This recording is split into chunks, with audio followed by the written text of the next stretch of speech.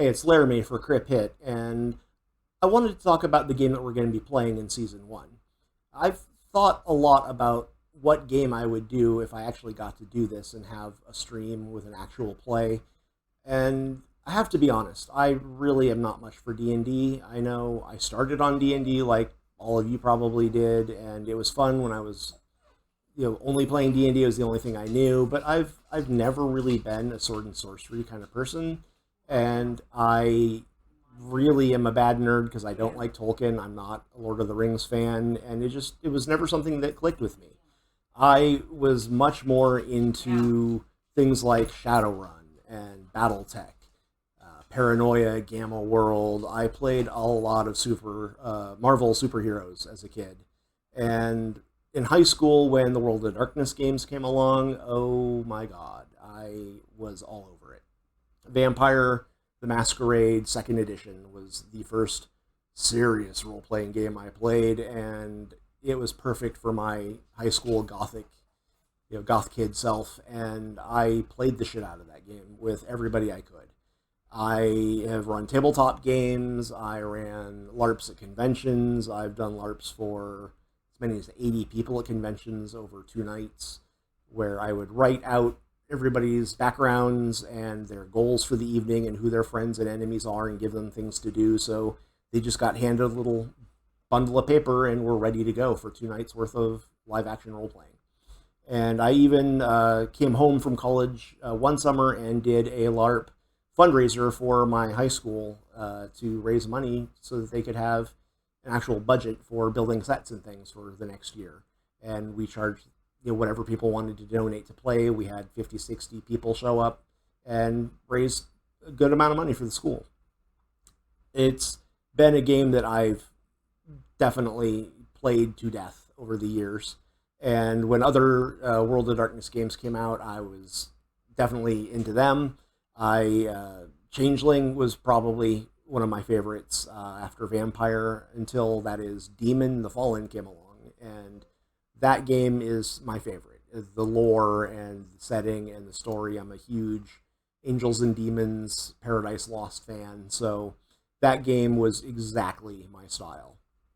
I even played the reboot games, the Chronicles of Darkness from Onyx Path, the sister company of White Wolf, and they rebooted all of the old World of Darkness games and turned them into something new with new themes and new lore, and started from scratch. And I played a lot of those. My favorite was probably Geist the Bound, and that's a game that's about people who have near-death experiences but are saved and brought back by a spirit that then latches themselves onto the person and is kind of your guide and driving force in this borrowed extra life that you get.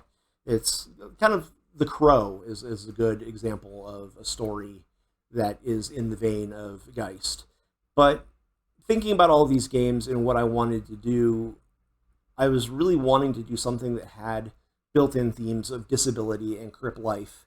And it kind of became suddenly obvious that there was one World of Darkness or Chronicles of Darkness game that sits alone in the pantheon, that isn't about politics. It isn't about intrigue and mystery and trying to take over a city for your faction, or rooting out the evil enemy, or whatever that be, the worm or the technocracy or what have you. It's a game that is very simple and very much about the characters. It's just characters and their journeys.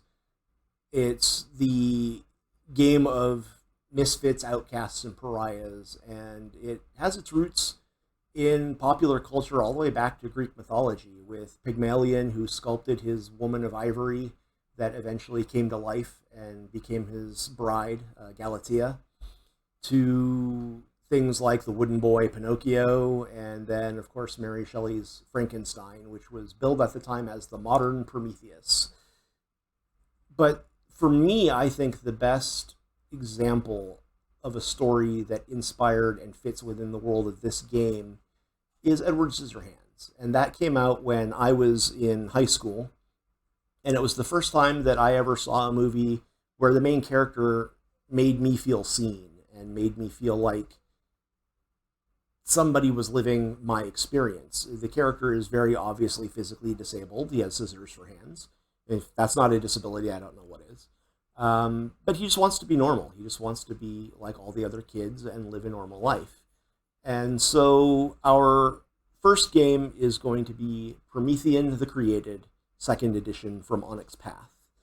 It's a game where all the players are monsters. They are creatures that were brought to life through unnatural or supernatural means. They are not human, but they want to be. They desperately want to be. And the parallels there for disabled life are many. Like the Created, the disabled live in a world that isn't really for them.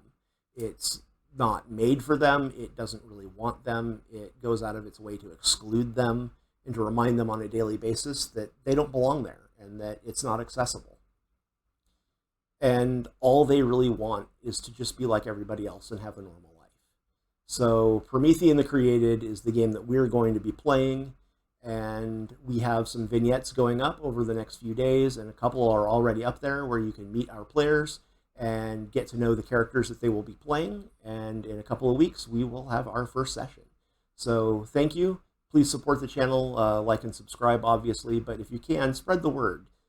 Post it on social media, retweet it, spread it, whatever you can, because there are not enough disabled people in the online tabletop gaming community, and there need to be more. We need more representation. We are not getting invited to your tables and to your streams, so we're making our own. And the only way that we are going to be seen and heard and tell our own stories is if those of you who are not disabled help support us.